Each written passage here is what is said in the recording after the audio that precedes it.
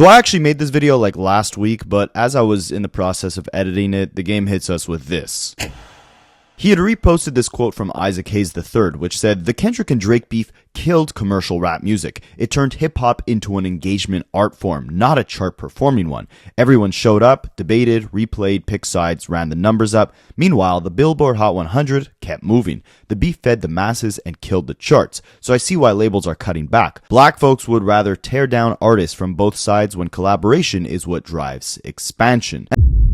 And the game added his own commentary saying, "Y'all ain't appreciate one of the greatest, now the absence and silence has the art form down 50%. The game is pretty much adding to that narrative that essentially ever since Drake quote-unquote disappeared, the game has been boring. They tried to eliminate the boy, now the boy is gone, and there's no songs on the Billboard Hot 100 chart. I'm guessing the game hasn't actually looked at the statistics because the art form is not down 50%. In fact, the decline actually started way back in 2020. From a chart perspective, hip-hop has been on the downtrend for the last 5 years. The beef actually helped it see a spike in terms of sales and charts. I study rap battles for a living. And if you want to talk about, Drake's absence being the reason why hip-hop from a sales perspective is in the gutter, how do you explain the 40-plus songs he's dropped ever since the beef ended? I mean, he's put out 3 times the amount of music that Kendrick has since the beef. This has been a long-standing narrative, so I've already done like 7 videos on this topic in particular. This video itself is going to dive deeper into the issues that Game has with himself, with Kendrick Lamar, with the industry, and why he probably sees a bit of himself in Drake. How we've gotten to the point where the game is somehow condemning battle rap as being a poison to the overall success of hip-hop, when the game himself is probably most notorious for leveraging diss records and rap beefs to actually sell albums. The game used battle rap as a currency to trade in for attention, and as he got older and as his career progressed, his means of obtaining that attention only got more desperate. Let's break it all down.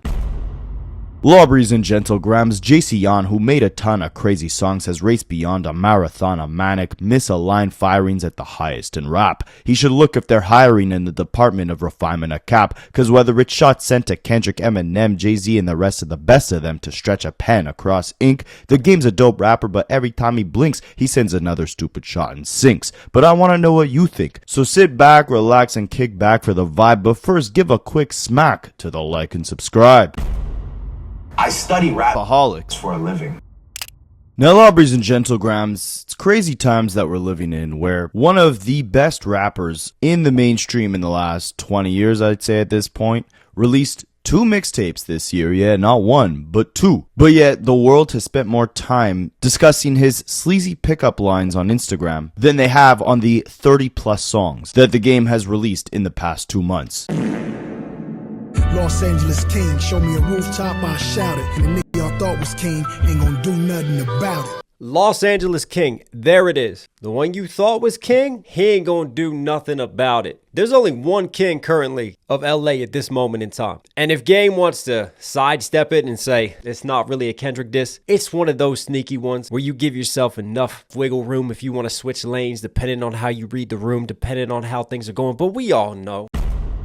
This was just one of the many disses that the game sent Kendrick's way on these 30-plus songs. We'll look at it all later in this video. But of course we know this is a common tactic with the game's album rollouts. Start dissing the biggest rapper in the world at the time. He did so with 50, he did the same with Jay-Z on the Red album, he did the same thing with Eminem on his last album, Drillmatic.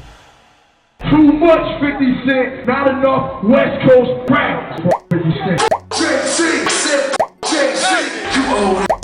Have you ever heard an Eminem song in the club? I don't hear Eminem in the streets. I'm just a better rapper. And Kendrick is no stranger to getting dissed to promote an album rollout. Look at what we saw with Joey Batman and the entire West Coast beef last year, right? Too much West Coast dick licking.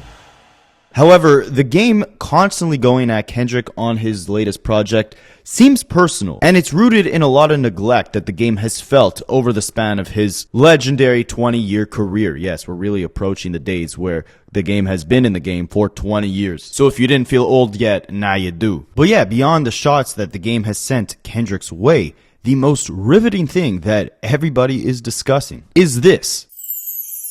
He sends girls this message, F3. And they reply usually with a question mark, very confused. And he says, "Oh crap, my bad. I saw a snack and I thought it was a vending machine." Now, I've been on dating apps before. I really don't like them. And I used to have a cheesy pickup line like this as well. I would start it off by just saying, "Hey, I got a question for you," which would make them, want to engage and hear what the question is. And then I would say, "Pizza or margaritas?" Because I personally like both those things. And whatever they would reply with, that would be our first date. If, they even agreed to a first date after that egregious pickup line. But yeah, I retired that pretty quick. It didn't work great. But it seems the game did not, because once this first screenshot got leaked online, a bunch of different women came out and said that he DM'd them the exact same thing on Instagram with different vending machine numbers. Because if you guys have used a vending machine, you know that they're labeled by like a number and a letter, right? Like A1, A2, B2, D3. As you can see, Game was doing this in all different eras, right? You could see all the different dates here. You could see all the different vending machine numbers. You could see the different profile pictures, which means this was all throughout the different years. He was sending this exact same message. And finally, he decided it needed some much needed retirement. He actually posted on his Instagram himself and he said, "F3 is now officially retired. We shot, we scored, we had a good run. On to bigger and better things now. F4 coming soon." Now, this is, pretty funny, right? It's nothing too serious. But what is kind of serious is the deeper issue within Game's career rooted behind this. See, the Game used to intentionally get himself into beefs and controversy to sell his albums. But now it seems like all the discussion and the controversy surrounding the Game is uncontrollably coming to him. The vending machine pickup lines are just the tip of the iceberg. But what do I mean that he used to cause the controversy himself? Well, once we unpack this whole story, you'll see why the Game has virtually left himself isolated within the industry and clinging on to any bit of clout that he can. With this album cycle, the main target seems to be Kendrick Lamar. I study Kendrick Lamar for a living. And the irony in that is that the first major moment Kendrick had where the world looked at him as the new king of the West Coast, the next guy with the torch to carry in this new generation, the Game was right there on stage with him to share that moment. Right? We watching Game pass the torch to you. We watching all this love. It's a beautiful thing, man. You great at what you do. You ain't good at what you do. You great at what you do. And the people out here, they represent and they showing you that. I'm gonna say this and I'm gonna mean this. You got the torch, then you better run with it. You better run with it, because it's yours.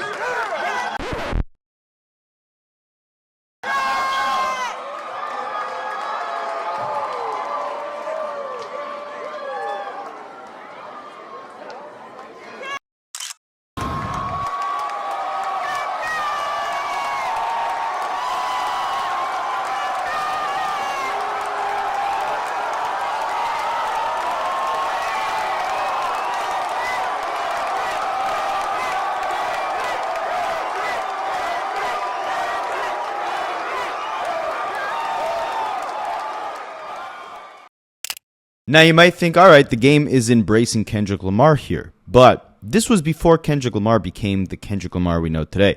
Now, on a side note, ironically, I actually do think the first time I ever heard Kendrick was on a Game album. In 2011, the Red album, Kendrick killed his feature on the song The City. So I'm definitely not denying that the Game actually brought some eyeballs to Kendrick Lamar, but it was how he reacted after Kendrick Lamar catapulted and surpassed Game's level of superstardom that the Game started acting kind of funny. The first sign came in 2012 when Dr. Dre and Kendrick Lamar were both on the XXL magazine cover, with the caption reading, "Dr. Dre brings us hip-hop's next big star," after Eminem, Snoop Dogg, and 50 Cent, noticeably leaving out the Game's name. Now, the Game actually went off on XXL about this. Kind of pissed me off is that I felt like I rocked with Double XL even throughout the beginning of my career. I kind of rode against the source. I seen this cover with I think it was Kendrick on it or something, but it was like, the guy that sold 10 million records was just missing. I just felt that was a little disrespectful to me and my career, and the relationship could go either way from here.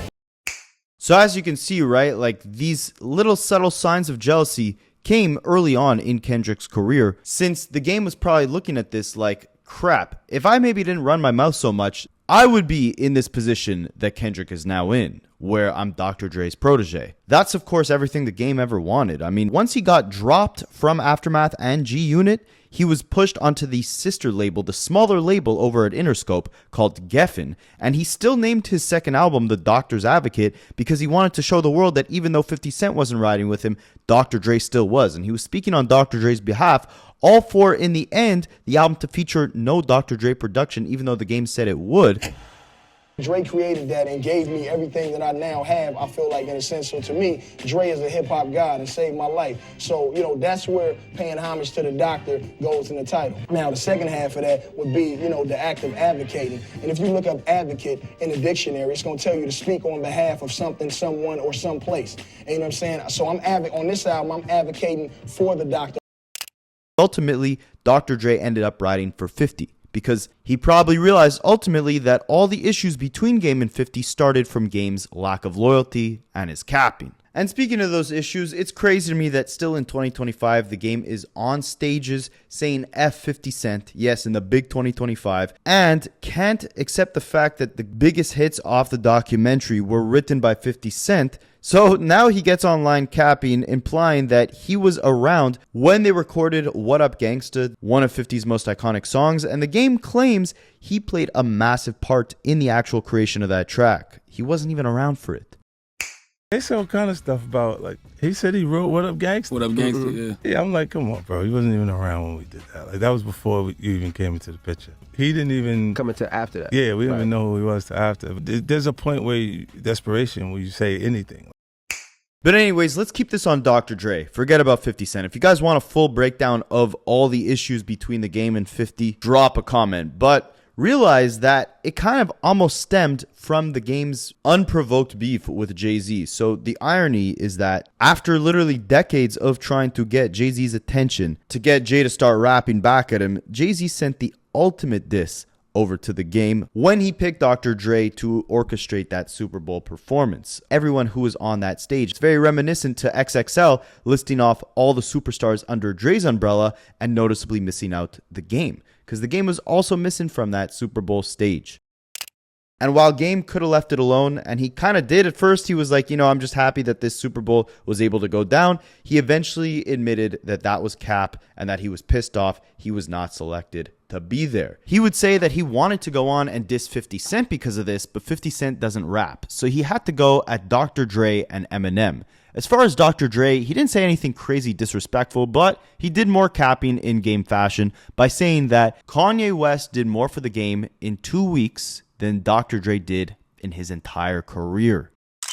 So when I say that Ye did more for me in those last 2 weeks than Dre did my whole career, it's like the conversations I had with Ye, the billionaire mindset that he put me in, the rooms that I walked in. Dre's never put me in those rooms. Absolutely more than Dre's done for me in my career, because I can remember being signed to Aftermath and being damn near broke. Not saying that was Dre's fault, but he wasn't putting his on to no money. Now, this is a straight up lie on so many different layers of levels. I mean, first of all, 3 years before saying this, the Game had a song, or he played a snippet on his Instagram of a song where he rapped, "I'm a goat. I held Kim Kardashian by her throat. I made her swallow my kids until she choked. I should apologize because Kanye's my folks." Huh? You guys get the picture. You think the man who really did the most for the Game in his entire career would be spoken to like this by the Game on record that he's premiering on his Instagram? It's also worth noting that Kanye West gave the Game 2 features throughout his entire career: Wouldn't Get Far and Easy. Neither of those songs cracked the top 40 of the Billboard charts. Meanwhile, again, Dr. Dre laced the Game with his debut single, How We Do, which hit number 4 on the Billboard charts and obviously gave the Game the ability to actually be able to have a real music career. And you're saying Kanye West did more for you in 2 weeks? Craziness, but he also needed another target. Dr. Dre wasn't enough, so he went at Dr. Dre's other protege, Eminem, who he initially said he wants no problems with. But of course, that's cap, because years later, he ends up dropping a 10-minute diss track aimed at Eminem. Eminem is the only rapper that nobody ever wants a problem with, including myself, man. Eminem is like the most lyrically insane. He's one of the good MCs. And I used to think Eminem was better than me. He's not. If he were to come at you with like a industry beef, what would you have done? Run. Eminem is cool. You don't understand. I'm a hip hop artist, and I'm one of the biggest ones in the world. You don't want a beef with Eminem. So the next target up from the Super Bowl stage is Kendrick Lamar, but the game wouldn't actually end up dissing Kendrick. Instead, he would, oddly enough, jump into the Drake beef at the height of it for seemingly no reason at all, dropping a diss track against Rick Ross, who, if you guys don't remember, also jumped into that beef for no reason at all to drop a diss track against Drake. So by dropping that diss track against Rick Ross, the game was pretty much obviously aligning himself with Drake in that battle, right? I study rap battles for a living. Which is kind of odd because Kendrick is from the West Coast. You obviously have relationships with both artists. Why not just stay out of the whole thing, right? Well, this would backfire on the game because in June of 2024, Kendrick Lamar would throw the Pop-Out concert, inviting everyone from the West Coast to celebrate with him, except obviously the game. This would prompt the game to go on a massive rant on Instagram, trying to justify his position and his legacy within the West Coast and explain to the world that people know his resume, people know who he is and what he's contributed, and whether you love him or hate him, you can't deny his greatness. He had to give you a 17-minute Instagram speech just to let you know this. And I've been in this motherfucker since 2003, right? Because that's when I got signed to Aftermath, 2003. If you ask anybody, anybody that really know me that's in this motherfucker industry, and go ask Dr. Dre, man. Like, sit Dr. Dre down and really ask that about who I am and my character and, like what he really feel about me at the end of the day as a man. So if you could ask Nip himself, he would have told you, and he did tell you out his own mouth what, I contributed, to his career. Coming straight out of West Side, Cedar Block, Bompton, and Top Dog know what it is, Kendrick know what it is, Mustard know what it is, Ty Dolla $ign know what it is, Dr. Dre know what it is, Snoop know what it is, Red Rose, White Ceiling know what it is. Now, what's crazy is throughout this rant, the game even says that he was offered half of Top Dog Entertainment. Like, he could have went half on that record label. He could have been part owner of Top Dog Entertainment. Top Dog wanted to motherfucking give me half of Top Dog. I didn't want nothing from niggas though, bro. I just wanted to push niggas in the right direction. So just bear that in mind, that the game casually throws out, as he's defending himself for not being invited to the Pop-Out show, that he was once offered half of TDE Records. He could have been a partial owner of what's now one of the biggest hip-hop labels, maybe in history, right? So the game, in typical habitual game fashion, when he's got new music on the way, he's got to come up with some new cap or start a new fake beef to get things popping for the album. So initially, before any of his new music comes out, he does an interview and promotion of it where he tells the story of how he was around TDE during the days where J-Rock was being pushed as the main superstar. Kendrick, known at the time as K-Dot, was J-Rock's hype man. They both went out on tour with the game. This is all true, but what's not true, but just sounds good on paper today, is that the game actually wanted to sign Kendrick, as if he was the visionary way back in 2005, and he was the only one that could truly see it. He says he was begging Top Dog to give him K-Dot as an artist. Top Dog said no. But I always knew. So in the beginning, I would be going, in the beginning of my career, I'd be going by Top Dog's house and just, helping him with J-Rock stuff and lending my, 2 cents, since I was a little bit, ahead of the curve than from where they were. And I was always asking Top, I was like, yo, let me get Dot. Mm-hmm. He was like, no.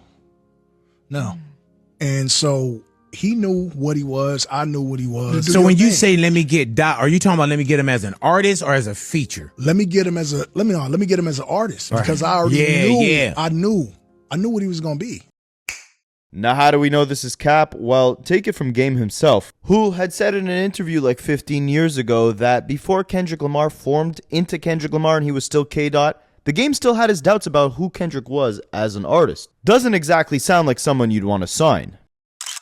I've been knowing Kendrick since he was, first starting off in hip hop.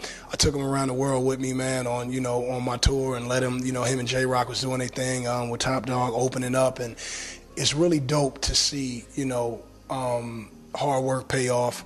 Somebody that I helped, shape and mold. I remember when I told K-Dot that K-Dot wasn't gonna work, and that he should just change his name to Kendrick, and he did that, and next thing you know, it's Aftermath and people are checking. Bitches are like, Kendrick. You know what I'm saying? But Kendrick is like our West Coast Nas, so to speak.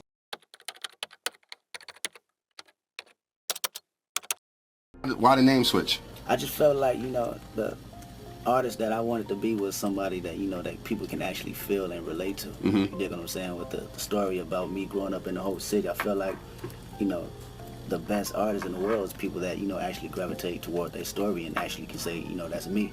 So I said, you know what, I want to wake up. I woke up one morning, I said, the best thing I can do is start giving these people me is, you know, giving them my name and what my moms call me rather than what the homies call me. That's real. K-Dot. Homies call me that. That's when I grew up in the neighborhood in Compton. My mom's called me Kendrick, straight up, Kendrick Lamar. And Kendrick himself also has a song from 2009 called Last Real Guy Alive, where basically 15 years ago he confirms that the game today in 2025 is straight capping because he says, 2 weeks ago I finally ran into the guy I gave my mixtape to and said he was partners with the game. The guy finally told me what the game said. He said he didn't like it. I finally run into the nigga I gave my mixtape to, said he was partners with Game. The nigga finally told me what he said. He said he didn't like it. Does all this sound like a guy who wanted to sign Kendrick Lamar back in the day, before he was Kendrick Lamar, or is it just a convenient thing to say today because he is Kendrick Lamar? I mean, Kendrick Lamar's bodyguard, 2 T's, you guys probably remember him from the Like That verse, got 2 T's with me, I'm snatching chains, burning tattoos. He came out and he barely speaks, and he even had to say, this is straight cap. Even the game's former manager, Wack 100, got pressed on the issue and had to plead the fifth, so he wouldn't make his own artist look like the biggest capper in the industry. Hey, Wack. What up? All right, look, we talking about this. Your artist went on the thing talking about that he tried to sign Kendrick Lamar, right? What are you talking about? You talking about Game? Yeah, hold up, Terrell, you explain it, because You have to remember, I think Terrell gonna agree with this. You wasn't around back in them days. When they had GDE, I was around. No, yeah. we talking about before J-Rock even had the feature with Wayne and all that shit. Yeah, I was around with my brother Q. I was around. But I mean, whatever him and Top Dog conversation was, I can call Top. I do know Top at one point in time had kind of wanted to do a joint venture. I don't know if it was with Rock. I don't know. Cap. Only Top could Top and 2 T's could speak on that because 2 T's was gang security and 2 T's always been who he is at Top. But and 2 T's spoke on it. He said blood is lying. He never wanted to sign Kendrick Lamar. Okay, so if 2 T's spoke on it, why you calling me about it? Hold up, Wack. I can only speak on what I did for Kendrick Lamar. What you do, Wack? Well, I'm the first put him on New York radio. First nigga put him on a New York stage. But a lot of niggas I did that for because I had the K-Slate plug. And Top, if you listen to it, when I called him from No Jumper, he told Adam, Wack gave me the keys to New York. So that's what that was. But other than that, I don't know what Top and Game discussed. 2 T's would know because 2 T's was always the go-between to that. So if 2 T's said that, that's what 2 T's said. I ain't talked to Top about that. But what difference do it make? Because that's still a TDE movement regardless. Once 2 T's came in there and he commented, I felt like, hey, that's what it is. Now you have to argue it. We both know 2 T's don't really do social media. But like I said, I'm going to call Top today and ask him now. I see that it's floating. I do know at one point in time that it was conversations of trying to do a joint venture. I don't know if it was just overall. Probably back then, let's keep it real. J-Rock was the topic. You know what I'm saying? It was about J-Rock back then. You know what I'm saying? So I don't know if he approached him about that. I just called Top direct and that. But if 2 T's said that shit, then there's probably some validity behind it. But then again, it's a little bad blood with those two. You know what I'm saying? I just called Top. I'm going to hit him right now and ask him. Can you tell me? Now, this is where the discourse around Kendrick Lamar from both Wack 100 and the game gets a little interesting to say the least. If you guys didn't know, Wack 100 was, or maybe still is, the game's manager. We'll start off with him. He was in some sort of online chat room where he made some bold claims about Kendrick, and there's some gravity to them, but it's also definitely a little biased to say the least. Spicy.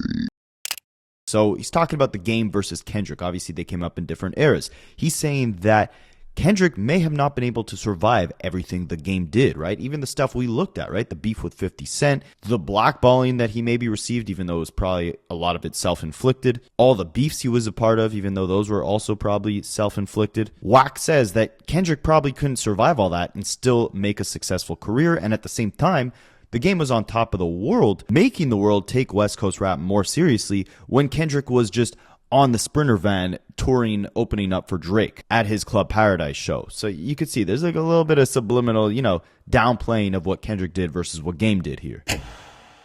Somebody from the West Coast at the very top until Kendrick came back. That's the fact. First of all, Kendrick wait. Going downward. Kendrick was not at the very top. He was in the Sprinter van following Drake's bus. Is you talking about it? That's a fact. He was on Drake's first tour. But stop, he wasn't at the very top. I was at this. I bought a ticket. Section 8, he did 20 copies the first week. I was one of those. He wasn't at the very top. What are you talking about? I'm not. That's when he came in, and like you could say 2012 was when he dropped his first album. What I'm telling you is, it's a difference in silence, mute, versus you got fires going everywhere in all sections in Los Angeles with music. In my opinion, right, I think that Game is a way better MC than Kendrick Lamar. Game's delivery smashes him. Here goes the thing, Dante. When you dealing with these young niggas, they think NBA YoungBoy is a god MC. And we all know that the shit he do is really some high type shit, and if we line it up with some rappers, right, that's not what it is. So we come from a different era where bars is bars. Kendrick is very talented, but he's a different type of artist. So he does what he does. So that generation of niggas who came in with Kendrick, they don't understand the game movement. They was too young to see what happened. If you took and put him in Kendrick's environment, could he survive? Calm, cool, and collected. But if you took Kendrick and put him in Game's environment, could he survive? So what happened the way it was supposed to happen? Game kicked the doors down, went through all he went through, stayed focused, dropped hip after hip, stayed successful, still doing it today. Kendrick came in behind him 6 years later, whatever the shit is. 7 years later, it took him probably another year or two after that to start to catapult, took the torch, and nigga blazed through the mountains. Both of them did what they supposed to do. Now, we talking about bar for bar. Game ain't gonna turn no fade down with no nigga. And I think out of respect, Kendrick ain't gonna challenge it. So to me, this sounds like a lot of underhanded or backhanded compliments to Kendrick. They acknowledge that he's great, but they're trying to say, like, the game doesn't get the credit for all the doors he knocked down and is still a worthy competitor to Kendrick and had to survive a lot more to get to the same place that Kendrick did. Meanwhile, with the game, remember, he had kind of got into it with Kendrick's bodyguard, 2T's, when he made the bold claim that early on in his career he wanted to sign Kendrick and 2T's had called cap. The game ends up doubling down on the claim that he wanted to sign Kendrick, saying that he was with Kendrick from the beginning and saw his potential before anyone, and like Wack 100 said, Game claims that he was the one who opened the doors for Kendrick Lamar. Number one, 2T's, I let 2T's stay with me for 5 years in the beginning of my career. 5 years I let Blood stay with me. I don't got no issues with niggas until they got an issue with me. I don't know what Blood issue is, but whatever. Niggas is 46 years old. But as far as like TDE, nigga, ask Top Dog, bro, what it is with me and what it was with me and what it is, like what it is with me today. You gotta ask Kendrick. Like, let these niggas talk. How the fuck can a nigga tell me what I wanted to do? If I tell you right now, I wanted to sign Kendrick, how the fuck you gonna tell me what I didn't want to do? I didn't say I signed Kendrick, had a chance to sign Kendrick. When I asked Top Dog about signing Kendrick, Top Dog would tell you this. Top Dog was like, nah, I can't let that nigga go. To my face. So how can a nigga tell me what I didn't want? Kendrick damn near the only nigga I ever really thought about signing, because I knew the nigga's skill set, which I saw it be nigga way before nigga the world saw it, right. Which is why I put him on my early mixtapes, and Top allowed that shit, and then I brought J-Rock and Kendrick on tour. Anybody to say that I wasn't instrumental or I didn't put out a helping hand to help niggas is a straight lying, a sucker ass. Bro, like I helped niggas when I didn't have to help nobody. All my homies, nigga, my brother, everybody wanted me to keep the shit on Cedar Block because we had it. It was Black Wall Street. We was running over anything, nigga. We was running over anything in the streets at that time. And musically, nigga, it wasn't nobody out carrying this shit except me. Nigga, I opened the floodgates for what this shit is now. It's funny because then they go into, how The Game and Kendrick, they collaborated a lot in the past. Like The Game, like he says, he put Kendrick on early on, right? Like he was giving him all these different feature placements before Kendrick even had a debut album out. But then they all kind of like crap on that statement to say that like, yeah, you might have put him on, but Kendrick washed you on every single one of those features. You did like 3 records with Dot, right? Like I think it was like we did the mixtape shit, and then we did the city on LAX, I believe. And then we did, the mixtape shit and whatnot. But yeah. He got you on all those. Because we was arguing Hey about man, it. listen, bro. He got it. Hey, yo. So look. And then The Game makes an interesting claim that kind of mirrors what Wack 100 was saying. Like Wack was saying, Game had to survive all these different obstacles and still be a successful musician with all these different hurdles in the way. The Game is saying that Kendrick Lamar was never a gangbanger the way The Game was. So he had all this time to focus on being the perfect lyricist, and that's why he is. And he acknowledges Kendrick is a great rapper, but still seems like a backhanded compliment because he was saying that he couldn't survive everything Game did. He couldn't live the life that Game did and still manage to be that great MC. And Game also, of course, says that he'd still smoke Kendrick Lamar in a battle or anything, right? You get what I'm saying? He non-affiliate. He could just focus on being rap. I gangbang with my shit. You know what I'm saying? And it is what it is. So you saying you got to throw it in there just a little bit here and there? It's who I don't got to do shit. It's just who I am. Oh, yeah, okay. You know what I'm saying? Like, it's just who I am, so I'm going to throw it in. He don't have to throw it in there, so he can really focus on the craft, nigga. But as far as, like, standing up and rapping on some rap shit, nigga, let's just rap. And by the way, nigga, I think Dot is fucking incredible. I always thought he was incredible. That's the little homie. All good, nigga, and it's all good for everybody to love everything about him. You should, nigga. You should love him. Love who you love, nigga. But don't tell me that, nigga, I can't go with nobody on earth. Nigga, I will blaze niggas. I don't give a fuck who it is, bro. I will blaze niggas. Yeah, on God. Now, keep in mind with everything we review that The Game says later on in this video, I mean, this is the same man who claims that Michael Jackson called him at the beginning of his career at the height of his beef with G-Unit with a peace offering suggesting that 50 and The Game should collaborate together on Michael Jackson's next album. And The Game claims that he turned it down because of his hate towards 50. Yeah, The Game, less than 1 year into his career, is going to turn down a collaboration with Michael frickin' Jackson. I'm sure this really happened. Is it true that Michael Jackson tried to end the beef with you in 50? Yeah, man, that was a weird story that don't even sound like it's true, man. Does Mike call you? Mike called me, and Jimmy Henchman, who was my manager at the time, he called me in my room. He said, man, Michael Jackson on the phone. He said it so nonchalantly. I was like, huh? Yeah, Michael Jackson. He said, Michael Jackson on the phone. Pick up your phone. And they put Mike through, and I picked up the phone. It wasn't Mike. It was some British dude. And he was like, yeah, Mike, he'll be here in 25 minutes. And I was thinking to myself, why you just ain't calling 25 minutes? Yeah, man, he came in, and he was like, hey. And I was like, that ain't the hey I know. Yeah, you know what I'm saying? That heavy ass voice. Yeah, he didn't have that like, hey, it's Michael. He didn't sound like that. He sounded like a regular dude. Right. So but you could tell it was Michael Jackson. Right. So I was like, hey, what's up? He's like, you know what I want to tell you? And I was like, what? And he was like, that's how we do. That's how we do magic. It's magical. It's magical. And I was like, yeah, it's a really good song. He was like, no, it's magical. So that was great, but then this one is even better, all right? The mental gymnastics that The Game tries to do to paint the narrative that it wasn't that he wasn't invited to Kendrick Lamar's pop-out concert, but it was that he didn't want to go because he thought that him and his gang member friends would end up getting into a confrontation there with all the other gang members that were in attendance. This is absolutely amazing. You might be asking yourself, okay, well then why didn't The Game just go by himself to the concert and, leave the gangbangers at home? I mean, even by watching this clip, I couldn't get a straight answer out of that question, but you guys watch it and be the judge.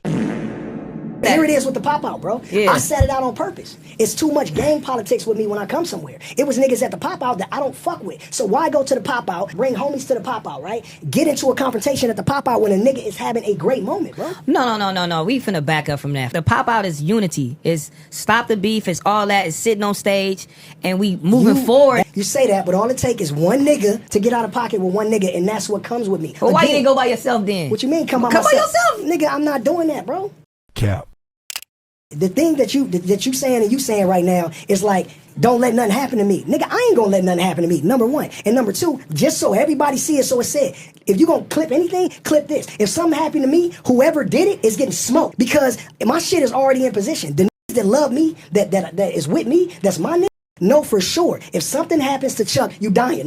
So let's back this up. So the pop out, you the one said you didn't want to come. I can make that decision. So everybody was wondering why you did not show up, or was he left out on purpose? Niggas, number one, I don't understand how you get left out. Nigga, I could just go. Can't nobody tell Game I can't go nowhere I want to go in LA. I go anywhere the fuck I want. So do you guys think that the Game wasn't invited to Kendrick's big moment, or do you think that he was just scared to go because he thought him and his friends would get into a fight? Well, regardless of that, things are just always kind of all over the place with the Game. So on one end, Complex puts out a list of the best West Coast rappers of all time. I believe the Game was not in the top 10, or he had just cracked it and he went off on them. Kendrick, I believe, was like number 1 or in the top 5 at the very least. So Game was very mad at this list, right? Then he goes on to make his own list, and he actually puts Kendrick Lamar above him on the list of the best Compton rappers of all time. Funny enough. But now, because he's got music to sell, he needs a new person to beef with, and who else better than Kendrick Lamar right now, right? So he's on this little podcast run promoting the music, and he claims that he's the best rapper out of Compton, even though he made a list and did not put himself at number 1. So all this talking that you're about to see, I don't know how much merit you're supposed to give it when he himself made his own list and did not put himself at number 1. I'm a real Compton, LA nigga. It ain't nobody better than me at shit, period. In life, nigga, that's just how I feel. I don't look at another nigga and be like, nah, that nigga, he do the Paru shit better than me. That nigga way more. I don't give a fuck who it is, bro. I'm better than everybody at every fucking thing. Like, I'm a father too, right? I'm not raising my sons to think the next nigga, yeah, nah, son, that nigga better than you. Like, what type of nigga would I be if I even said that another nigga was better than me, knowing that my sons and my nephews and shit like that is watching me? Man, I'm a stand-up guy. And then, to even stand on it, I am better than niggas. So here's where it sounds like he's talking about Kendrick Lamar directly when, he makes the bold claim that he's the best rapper from Compton, even though he put Kendrick Lamar above him on his own list of best rappers from Compton. He says that he cannot be worse than somebody he inspires. And I mean, judging by what you guys saw previously in this video, you know that the Game thinks he was a heavy inspiration onto Kendrick. And I'm not saying he wasn't, but given all that coded language, it does sound like he's saying, I definitely can't be worse than Kendrick because I inspired Kendrick. And here's where the grand finale comes in, because obviously, again, this is all in promotion of an album or a product Game is trying to sell. He wants to start this beef so him and Kendrick can, go diss track for diss track so he can build up some controversy and sell some more records. He says, he gives the request, hey, if you really think you're better than me, then come and rap me. That's all I'm asking for, is a little rap battle. With who I'm listening to, how I'm studying shit, niggas are not better than me. And it can't be anybody that I've influenced, because at some point in time, you looked up to me. You know what I'm saying? And it's niggas from Compton, like DJ Quick, that I looked up to. But do I think, did I grow up on Quick? Yeah, I grew up on Quick. But if I pull up on Quick right now, nigga, we have a rap-off, nigga, I think I'm gonna win that. And it don't have nothing to do with me saying that Quick ain't a legend, or I don't feel how I feel. I grew up on Quick. I love Quick. Quick is a legend. Do I think Quick can out-rap me on fucking today, nigga, December, whatever the fuck 10th it is in 2026? Absolutely not. And that goes across the board for whoever. And also, nigga, if you feel like you better than me, nigga, let's rap. Let's rap. So the way Game talks, and he did this kind of with Eminem too, with Jay-Z too, with 50 too, all his beefs, he doesn't make it seem like he's the one who started it. He makes it seem like the industry kind of pit him against these people, right? And he's just like, F it. Well, if you put me against them, I'm going to rap them and I'm going to outdo them. But really, it's the Game concocting these beefs, right?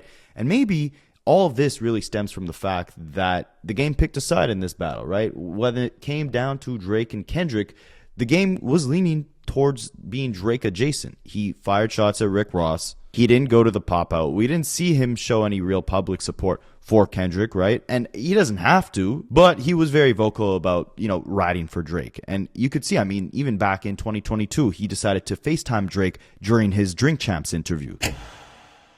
What up? Hey, I was supposed to go hoop with my brother, but this nigga Nori you gotta do Drink Champs. You made me flake on Drizzy. So you're not doing Drink Champs? It's not my fault. Come on, we out here. Hey, yo. Yeah, man.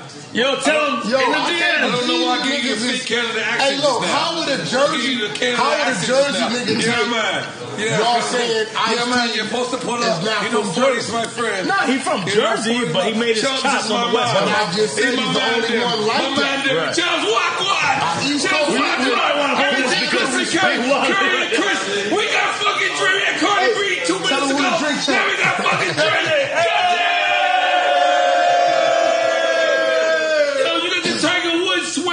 respect. Hilarious to me is like he's always kind of glazing Drake a bit, and I get it. Like he says, you know, Drake gives him free tickets to shows, make sure his kids are set up when Drake comes into their town, whatever the case is. I understand it, but it's just so funny because he literally on his last album has an interlude, which is just a voicemail from Drake, where Drake just basically says like, you know, I was too busy to give you a feature on this album, but you know, I'll get you on the next one. And we know that Game and Drake have that, you know, long history, right? There was that whole 100 song where Game brought Drake to Compton to shoot the video, and Drake on that song is taking shots at Kendrick saying like, I would have all of your fans if I didn't go pop and I stayed on my conscious stuff. The Game on that song is talking about how, you know, people wanted to set Drake up or wet Drake up in Compton, but he's good as long as he's with Drake. So they have that bond, right? Well, recently, remember how, you know, during the vending machine DMs that I showed you guys before, how like the Game was hitting on all these women and like you could see it was from different eras because his profile picture on Instagram was changing throughout each one. Well, now he changed his profile picture. All the Drake Avengers basically changed their profile picture to an image of a diamond, which people believe is meant to represent Iceman. You could see here the Game has the same profile picture as all of Drake's affiliates. He was the only real rapper to actually put this as his profile picture, mind you. Even Drake didn't change it. It was just like OVO Chubbs or OVO, whatever the other OVO members are.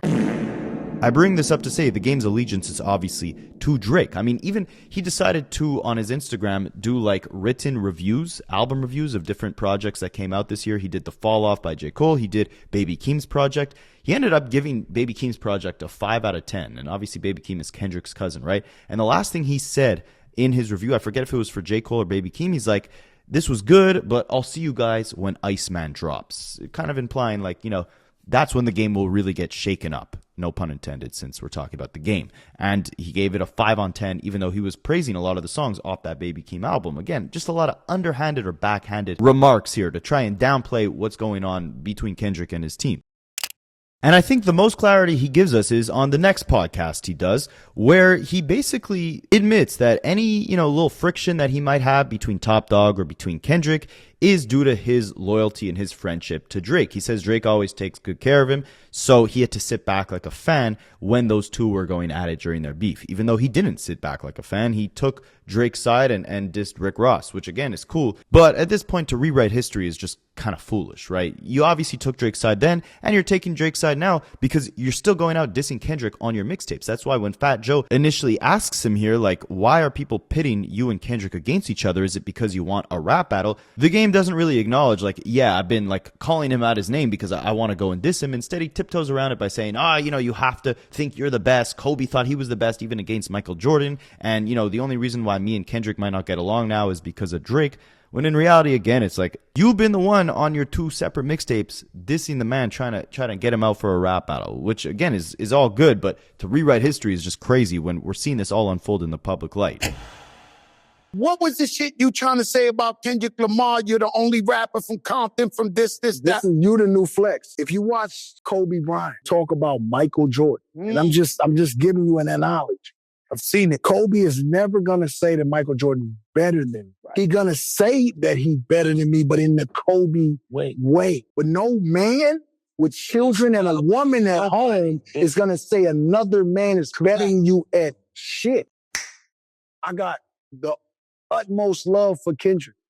He just broke Jay-Z Grammy record. That is, for us, that's cool shit. Legendary. They'll clip it and make it spin how they want. I got respect for Kendrick and everything he doing. The reason there's any type of little rift between me and Dot or Top, or if there is, if you thought there were, it's because Drake is my friend. There's a fork in the road where I gotta choose between my friend. Can we all agree that Drake is pretty huge? I got him on speed dial. If I call him and tell him that Cali, Justice, or Harlem want to come to the concert, he say, send them at 6. I'm going to be right there to receive them. You know I love them like I love you. We're going to put them where they need to be. Right. Your kids are going to see everything that they want to see. Do they need OVO gear, everything? So I'm saying, if they go to war, then I got to sit back like a fan of 2 people, and I just got to watch it like everybody else. That's your man. I do understand that.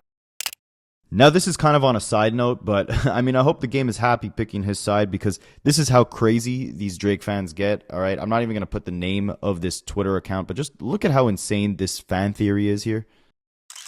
My theory for the next Iceman episode is that Drake is heading to Delilah with all of his chains and jewelry ice for episode 4, and the game is surrounding him with bloods. What do y'all think? Oh, man.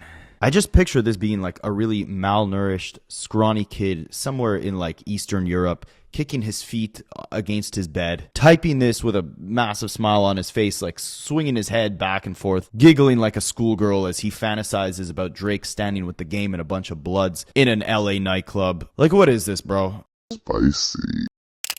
And the worst part is the game is himself giving off this groupie energy that leads to these deranged fans writing things like this because he's changing his profile picture. He's the only rapper changing his profile picture to try and promote Iceman for no reason. He's not getting paid to. The only thing he's getting is voicemails from Drake to put on his album saying, ah, man, buddy, I didn't get the feature for you for this album, but I'll get it for you for your next album. Don't worry. By the way, I don't have anything against Eastern Europe. I love Eastern Europe, right? And I'm Canadian. I feel like we share a lot of similar cultures, but I don't imagine this guy is a blood in LA writing this fan fiction on his Twitter, right? That was more so the point I was trying to make. But hey, at least the game kind of kept it real when it came to discussing the lawsuit that Drake filed, right? At least he says he told Drake, hey, as your good friend, as your groupie, I don't think you should go about suing. Man, when you heard Drake, like, man, Drake suing his label, he like, huh? Yeah. What? Yeah. Nah, you misheard that. That's me. I don't sue. But that's just me. And again, it's one of those things where I can't judge a man for doing what he thinks is just for himself, his career, his legacy, and his family. Right. That has nothing to do with me. I did say that I don't think he should do that. But again, that's just me being a brother. Right. He don't have to listen to me. What's your relationship with Drake? Drake? Oh, Drake. That's my brother, man. That's my brother. I don't cut no corners about my friendship with Drake. He always been solid with me. He ain't never done me no wrong. He always look out, for the kids when they want to go to shows and whatnot. And he had never done me no wrong. So all these different podcast clips we just played where the game is talking about Drake, about the lawsuit, about Kendrick, about the beef, about being the best rapper from Compton, it was all in promotion for this new project he had coming out. And he actually dropped 2 back-to-back mixtapes. One was a deluxe, but it was like 10 or 12 extra songs. One of them was like 17 songs. He's dropped a ton of new music. We don't hear anyone discussing it. However, on the project, he did rap the following bars here. If I ain't the best rapper from Compton, it gotta be Kendrick. And if Kendrick's the best rapper, then tell him step up and end it.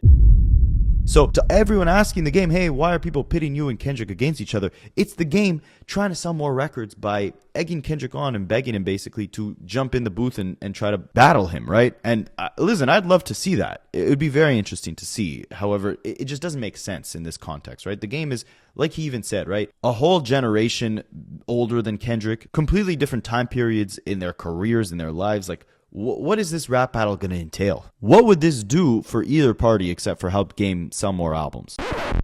Speaking of selling music, remember how I said that the Game has this habit of making controversy around his own name, mainly by starting beefs with other rappers, which kind of fuels the attention towards him so he can sell more albums and people will talk about the music. I mean, look how many podcast clips that he just did that I showed you where he's speaking about Kendrick, only for people to barely actually talk about the bars that he had for Kendrick in the music, because the music unfortunately just didn't hold up. But the Game is a legend to me, don't get me wrong. As much as, we clown some of the things he says, there's no denying his catalog is phenomenal, right? But at this point, I mean, it's not even that it's not holding up to the old stuff, it's that the gimmicks have kind of worn out. And it gets worse because, like I said at the beginning of this video, a lot of the times it used to be the Game causing the controversy intentionally to sell the albums. Well, now the way people are talking about the Game, it's all about situations that are kind of out of his control and controversy that he likely does not want. And it also has to do with him selling music. So in November, the Game had announced that he was doing a Black Friday promotion on Verses. Basically, all up-and-coming artists, Game was giving them the opportunity of a lifetime to get a super cheap verse from him. And on the surface, this sounds like a great deal. Check it out.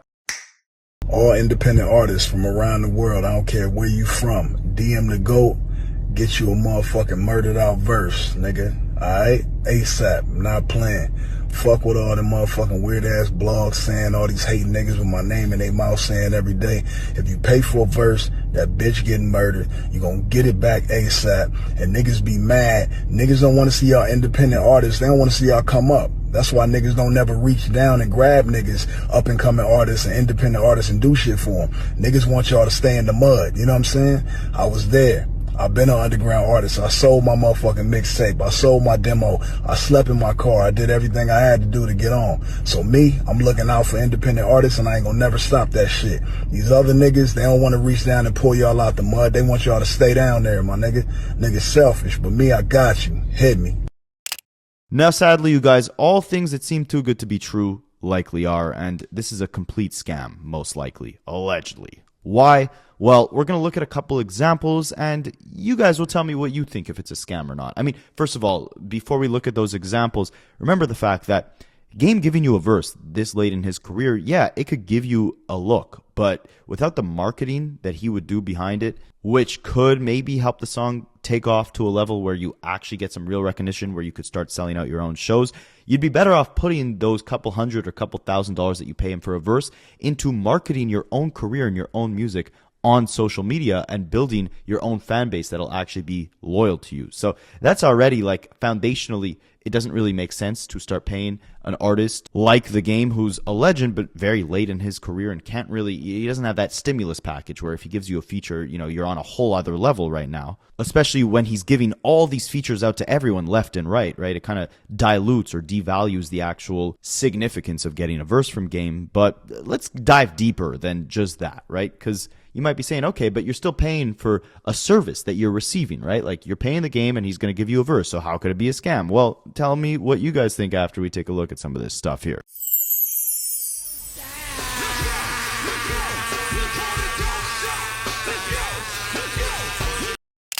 So the first situation of a young up-and-coming artist actually taking The Game up on his offer for a cheap verse comes from an artist by the name of Lil Uzi Took. Now, there's this YouTube channel called Twisted Society. I'm going to play you guys a little clip of their video documenting the situation. They did a great job at breaking the whole thing down. But yeah, this is an absolutely absurd situation, which shows that, you know, it's one thing if you're doing this with just a couple artists, if you're selective with the amount of features you do for these up-and-comers, you know, because then it really means something to these guys, right? Like, if you're not doing features left and right, it's one thing, but when you're just asking anybody for any price to do any sort of verse without any real guarantee that you're going to put your stamp behind it, your brand behind it, that it could even get cleared 100%, then this stuff comes off as very predatory. Again, like you're taking advantage of these guys who are just maybe starstruck by seeing you in their DMs.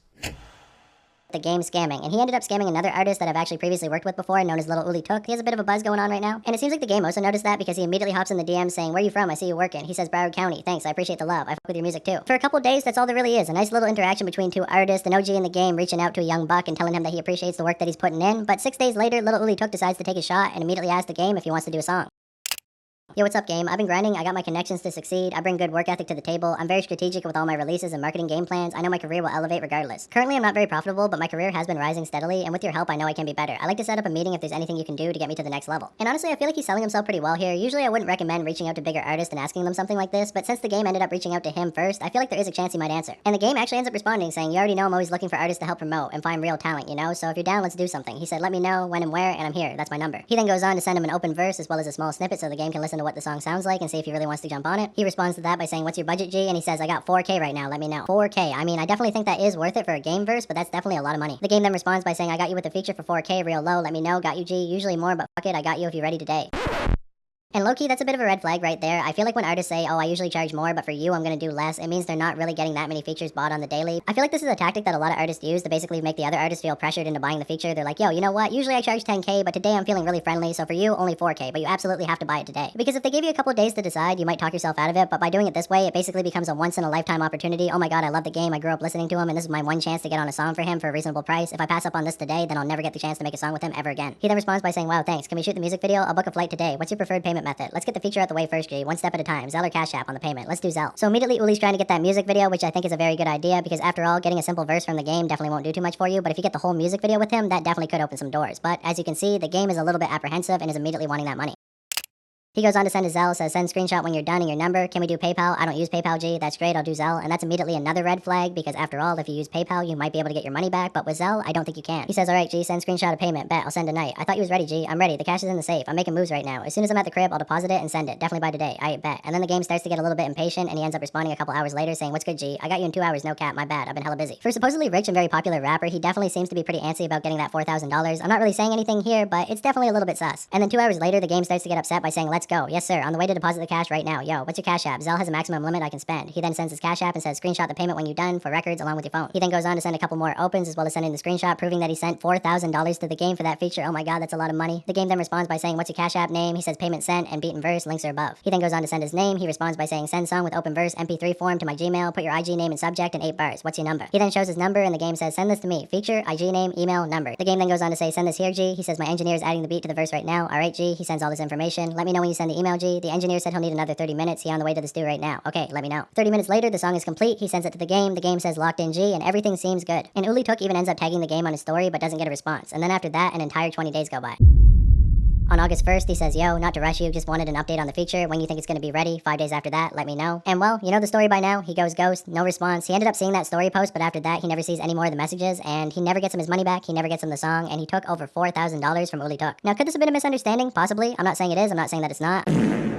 So that's example number 1. Now, example number 2 actually comes from my hometown of Canada. And it actually answered a lot of questions for me because I had always wondered as like a younger kid in high school or whatever, why the game never did a concert in my hometown in Canada. I mean, growing up, we had like Rick Ross here, D.I., Jeezy was supposed to come, but there was a shooting outside the venue. People from the generation before the game, I mean, I just saw 50 Cent like 2 years ago. Nas and Wu-Tang were here recently. The game has never been here, at least when I was growing up. And I realized, allegedly, it's because he actually scammed a rapper by the name of JB way back in the day. The song that JB had sent the game, that he paid the game for a feature for, contained a Michael Jackson sample, so there was some clearance issues there. But the game ended up using the song, taking the artist who paid him for a feature off of the song, took JB off the song, and put it on one of the game's own mixtapes. And apparently, according to Friday from We Love Hip Hop, the game has not been to Toronto ever since this incident and actually reached out to that same rapper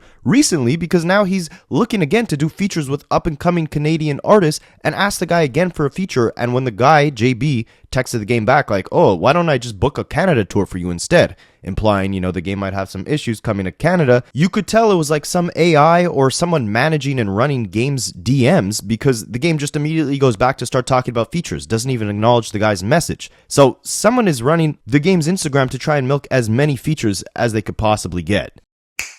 I'm looking to do 5 features with Canadian artists. Only 5. DM me if you're ready. It reminded me right away of the story of JB. What ended up happening is they took JB off of the song. It's his song that he got the game to feature on. He paid him money for. They took JB off of the song, and Game had it with just his Black Wall Street guy that he was with at the time on the song. And he put it on a mixtape. Like, he took the man off of his own song. He has not been on Toronto soil since. However, this going on with the game right now, he hit up other people. He hit him up and said, yo, let's work. Recently. Yesterday. Says, salute, my G. Can you cross the border? Let me book a Canada tour for you guys. He's like, let me get you on tour. And then this is his response. Right here is hard. Let's talk about it, about me doing a remix on it. Or let's do a fresh feature on a song you have done already. That's not released yet. Or posted in my, and I'll post it in my stories. So the man asked him about one thing, and the response is a canned response like, yo, let's do a feature. It's AI game. Yes.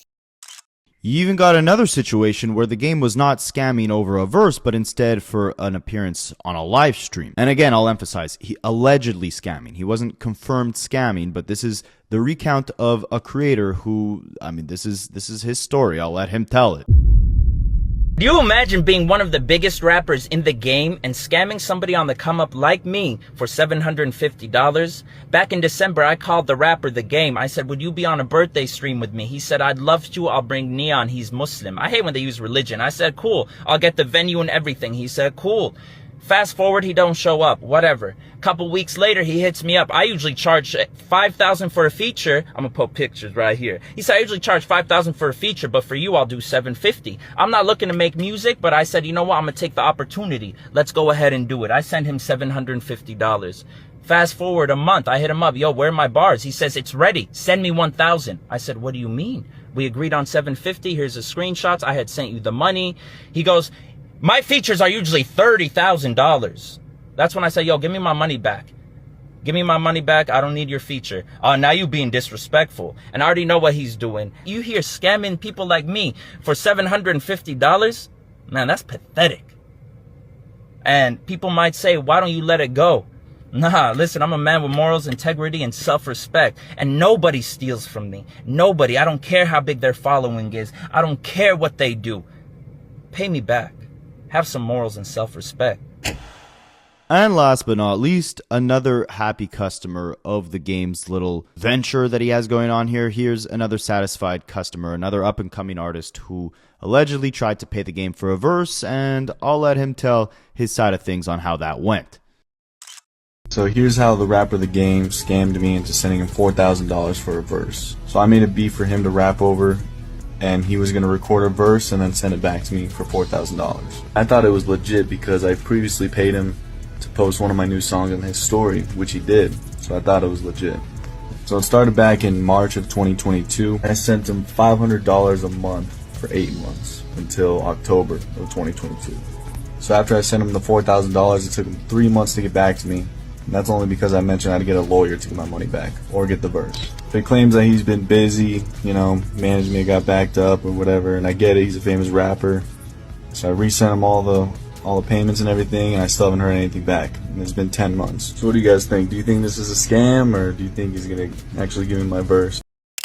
Now guys, there's a bunch of other examples, but it's just crazy that all of this resurfaced from the game just offering what seemed to be an innocent and actually great opportunity to help out new artists, right? Get a cheap verse from a massive rapper like the game. And then all of a sudden, all these people come out the woodworks talking about the game scammed me, right? It kind of reminds me of the Offset situation where he just got shot at the casino, and instead of people being sad and praying for him, everyone's coming out of the woodwork saying, yeah, I was gambling with Offset and he stole money from me too.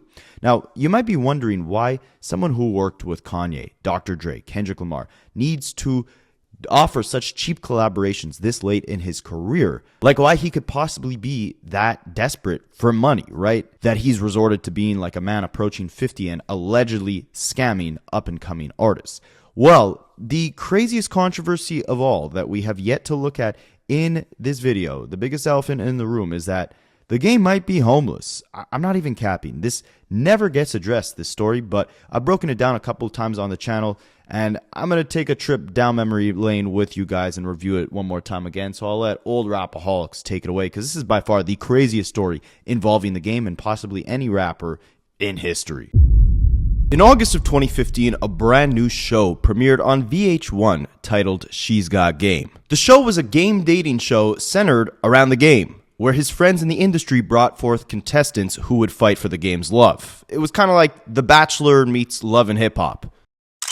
I lost the best thing that ever happened to me, but now I think I'm ready to find that special someone. And I'm gonna give her 100% of everything that I got. Game is looking for love. You're gonna step into my life and take this journey. And he's bringing 10 lucky ladies along for the ride. She's Got Game. New series premieres Monday, August 10th at 9. And if you thought this was hilariously ridiculous, so did I. But at least this game show kind of depicted the game in the driver's seat. The last game show that the game was on was before he was the game. He was known as JT, but they probably should have called him SB for Sad Boy, because boy is this sad. I want to be with my girl all day, every day. I can't be with him 24/7. I'm sorry. Sadida couldn't keep a promise if her life depended on it. So what? I can't get no loving in public. No affection. No holding Because hands, it seems no like you kiss, always no... gotta. But let's focus on 2015, where the game has a little more confidence, maybe too much confidence, and he's no longer telling his woman to be a better girlfriend. Instead, women are fighting each other to be his girlfriend. That's the premise of the show. And one of these women, one of the contestants, she went by the name Priscilla Rainey. Now remember this name, because the game was about to make it rainy all over her bank account very shortly. Now, before Priscilla Rainey had a reign over the game's assets, she had a reign of terror over this game show. Now, she would go on later to say that the entire show was scripted, even claiming she had been in a 7-year relationship that was on pause just so she could pretend to fight over the game's heart. It was all for the bag, but she was depicted on the show as the quote-unquote fire starter. What about you, fire starter? You good? I'm good. No fire started today. So it sounds to me like they're trying to trash me in front of Jason to make me look like a fire starter. You know what? Let's go. And as with every reality TV show, of course, there's a bunch of pent-up drama, and the game is right in the middle of it, trying to figure out which one of these lovely actresses he will decide to make his fake girlfriend by the time the TV show ends. He didn't end up going with Priscilla Rainey, but you could see out of all the contestants, she was definitely one of the more drama-filled characters, to say the least. It seems like the whole mess, the fight, is Priscilla's fault. And that ain't really sitting well with me. You got some girls who Want me to go home, of course. want you to go home. I can't believe everyone's making such a big deal about me cussing out Sierra. She deserved it. And this quote alone completely foreshadows everything that the game would go through for the next 10 years. I really like Priscilla, but something just don't feel right. Now, while the drama and fighting, the conflict and the fire starting might have been all fake for the sake of the reality TV show, what was definitely not fake were the allegations made against the game after this show had concluded. See, Priscilla Rainey was not chosen to be the winner of the battle for the game's heart, but she won something much bigger. That'll now likely be much smaller. The battle of the game's bank account. Priscilla Rainey sued the game after the show concluded for an incident that had occurred off-set. According to the lawsuit, while filming in Chicago in 2015, the game took Priscilla on an off-camera date at a suburban sports bar. There, the game allegedly assaulted her by repeatedly lifting up her skirt, grabbing her bare buttocks and her privates, and juggling her chest in front of a large crowd of onlookers. At one point during the evening at the sports bar, they were on an elevated stage in full view of all the club goers. With the stage lights shining on them, the game lifted Rainey's skirt and grabbed her bare buttocks and privates. She tried to break away, but he did it again, this time lifting her rear end and exposing, let's just call it her private parts, to the gawking crowd. As Rainey struggled to pull him away and lowered her skirt, he grabbed her bare intimate parts a third time. He also grabbed and juggled her chest for the entertainment of the onlookers.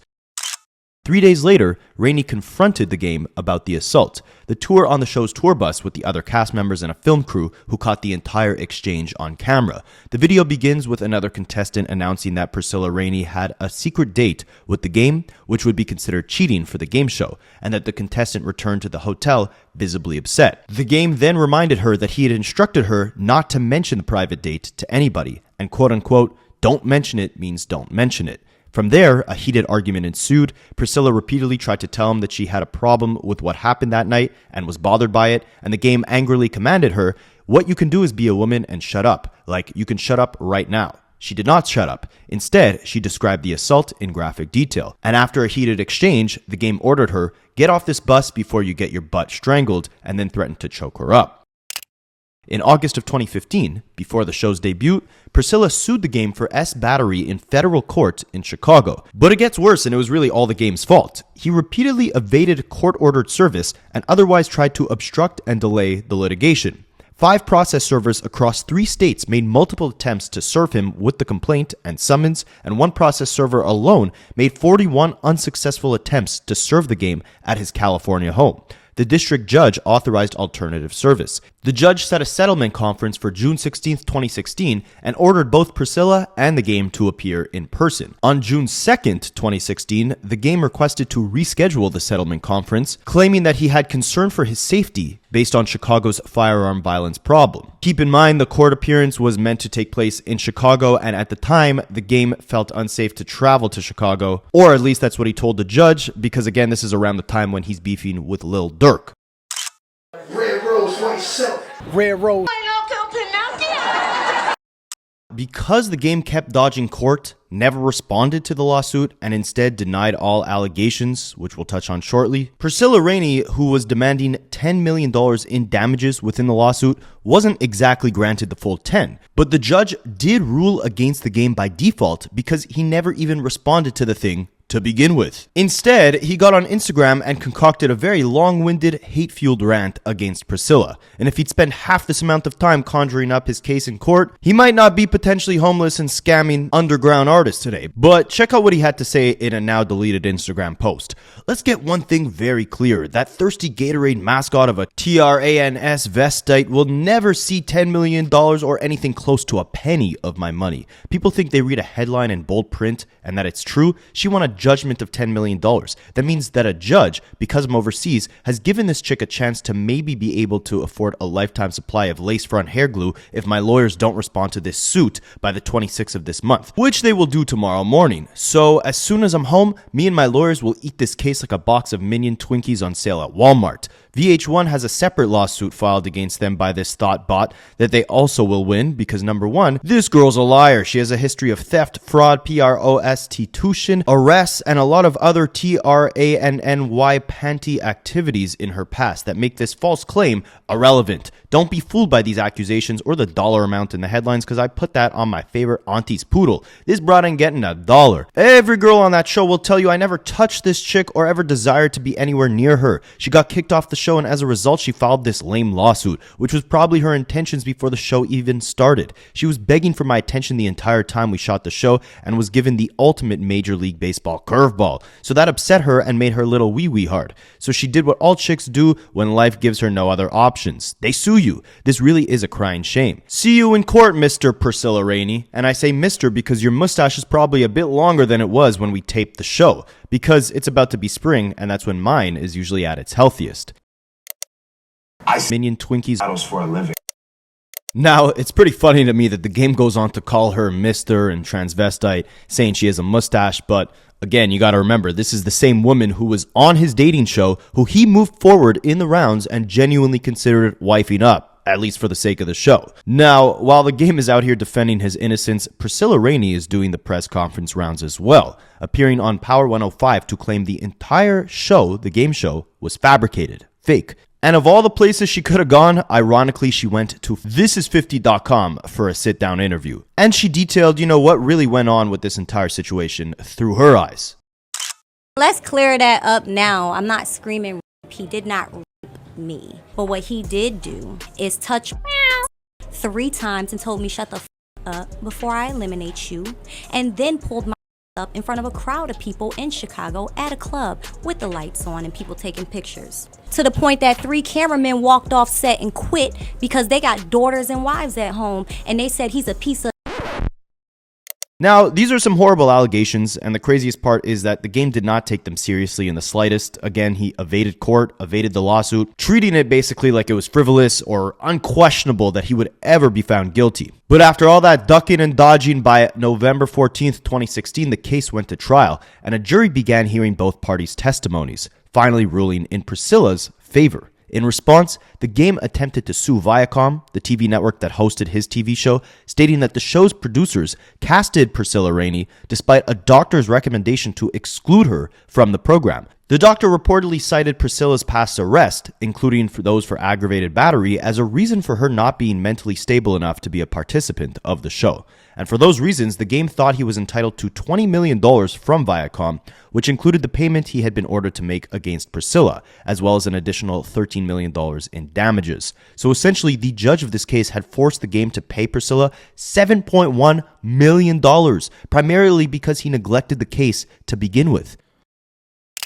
Spicy. Now, the game was probably not broke by any means, but $7.1 million payout? When you're a California resident, where I believe the tax rate is around 50%, that means he'd have to make about $14 million just to cover that payment. And now think about this, right? This was in 2016. How many projects have we seen from the game since 2016? How many business ventures have we seen him be a part of? How many tours has the game went on since 2016? Maybe I'm not following close enough, but I believe 2016 was when we really saw the game's career kind of slow down, right? Well, we'll touch on that shortly within this video. But you gotta think, unless he has some very serious investments or a lot of cash saved up, his professional and financial endeavors after 2016, when he was forced to pay this woman $7.1 million, did not seem fruitful enough to generate that amount of money in a short period of time. And it likely didn't, because by 2018, the game had requested and been denied a new trial in this S assault case, with the judge slamming the game for failing to show up to the trial before, claiming that his actions towards Priscilla were deeply reprehensible. And with the denial of a new trial and him being forced to pay $7.1 million no matter what, the judge had forced the game to hand over financial documents to essentially prove or explain why he hasn't, at this point, been able to cough up the $7 million settlement. Priscilla Rainey had filed documents demanding the game turn over his assets and be held in civil contempt for not paying her those $7 million ding-dongs. Red Rose, white Ding-dongs. She says she's been working with third-party investigators and has proof that the game is hiding millions of dollars of income through different entities that he controls. And because of this, she wants him to speak under oath in court. The game obviously denied the allegations, and Priscilla continuously keeps filing requests to audit the game's financial records. The game loses his $20 million lawsuit against Viacom. Remember, he was suing them because they produced and aired the game's reality show, and they knew that this contestant, Priscilla, had some sort of mental issues and some criminal history in her past, but they chose to ignore it. So he sued them, $20 million. He ends up losing that lawsuit, and Viacom demands that the game cover their legal fees after he brought them to court. So he's just digging himself in bigger and bigger holes here. Red Rose. Bigger and bigger holes. Priscilla asks the judge to punish the game for dodging the subpoena that she sent in order to find out how much money he has so that she can finally collect her settlement. And she said that she subpoenaed the rapper's company, his weed company, Trees by Game LLC, to gain more info on all his assets. The company ends up having to give some of the profits to her to settle the $7 million debt. And it got to the point where the game was facing arrest, facing jail time because he failed to declare his intentions to produce the 7-figure settlement sum that was required of him. Basically, he wasn't telling the courts, telling the judge how he was actually going to cough up this $7 million to Priscilla, so he was facing real jail time. And just a couple weeks after they got his financial documents, when he finally turned them over, in my opinion, this is one of the craziest financial turns of events we've ever seen in hip-hop history. Because the judge seizes the game's record label and the royalties of his upcoming album, Born to Rap. So, in an attempt to collect her $7 million judgment against the game, Priscilla ended up taking control of the game's entire independent record label, La Prolific. She was granted any and all rights, title, and interest in any money, property, or future payments that were due or owed to the record label, which was set up to release the game's upcoming album in 2019, Born to Rap. And at the time, he was promoting this album as if it was going to be his magnum opus or his final album ever. Cap. Album, are you paying attention to?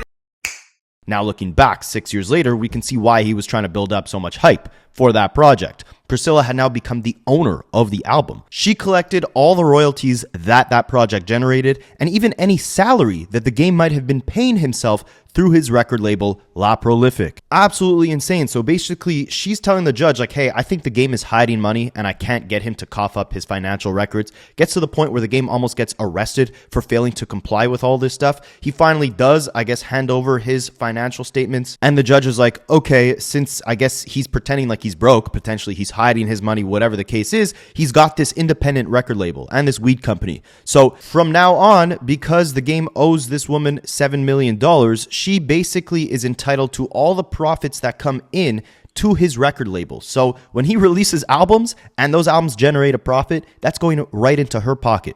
Allegedly. But it doesn't stop there. So when they were conducting discovery to understand Game's financial situation, how he would, end up being able to cough up all this money to Priscilla, it had been revealed through that discovery that the game owns almost no assets under his own name, but he assigns his interest to receive revenue to his manager, aka WAC 100, WAC 100's company, and other game-old holding companies. Priscilla's lawyer had also accused the game of transferring his home to WAC 100 as a gift. And remember that because it'll play an important role very shortly. Now, over the next few years, Priscilla owning Game's record label, his weed company, that wasn't doing enough to actually put a dent in the $7 million he owes her, right? Because think about it logically. She owned the rights to his record label, his independent record label that was putting out his albums after 2019. Not his old catalog that was actually generating money, but albums like Born to Rap or 2022's Drillmatic. And it's also notable to think that ever since she started taking ownership of his entire record label, the game hasn't really been putting out that many albums like that.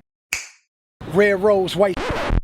And if you want a quick run of the numbers, again, there's Drillmatic and Born to Rap. On Spotify combined, both those albums, again, combined, have a total of 312 million streams. Spotify pays around $5,000 on the high end per 1 million streams. So multiply 312 by 5,000, you get $1.5 million. Now, this is before all the money the game has to pay for all the features that were on those projects. It was funny because NBA Youngboy was actually on one of the albums, and Wack 100, the game's manager, had said they paid around $150K alone just for that NBA Youngboy verse, but because the song wasn't performing well, they had to remove the whole thing from the album, I guess, just to, make sure that they didn't lose money, and got their $150K back. So, put it into perspective here, right? On the very high end, let's say the album was absolutely free to make, there was no expenses, both those albums, they only earned $1.5 million total. So the game would still owe Priscilla around $5.5 million. So she's trying to get that money, right? And the game, meanwhile, is online, literally continuously saying over the years that he's not going to pay her. But it doesn't matter what he says. It matters what the court says. And the court had actually approved Priscilla collecting the game's assets. So, by 2025, she had planned to seize the game's Calabasas home in order to recoup for the lawsuit settlement. It was actually 2024. I made a mistake. Because on October 7th, 2024, the game was scheduled to appear in court to argue against the possible seizure of his home. However, in typical game fashion, of course, he failed to appear in court on that day, but he continued fighting against the potential seizure of his home by asking the court to dismiss the order for sale of the dwelling, and he denied being personally served paperwork about the potential home seizure at all, basically saying like he was never actually subpoenaed to show up to court to argue why his house shouldn't be seized by this woman who he owes $7 million to. Meanwhile, she's accusing the game of transferring his home's deed to, again, Wack 100 to prevent it from being seized. Red rose, white ceiling. Seized. And throughout this time, in the meantime, the game does interviews where he emphasizes that he's absolutely broke. He said in a Vlad interview, "Everything I own is either rented or not in my name. I have not a penny to cough up to the lady who's been chasing me for now almost a decade. I'm broke. I don't have a dime." Well, he does, or I should say did, have a white ceiling Calabasas home. But according to All Hip Hop, in May of 2025, a judge had ordered the sale of the home to cover the $7.13 million judgment owed to Priscilla Rainey. After fighting this long battle for quite some time, Priscilla had calculated that the house should be worth around $3.2 million. Now, it's important to note Wack 100 would go on to deny this, but according to BET.com, his Calabasas home did end up being listed on the market for $4 million, so it looks like he was attempting to sell it. Crazy.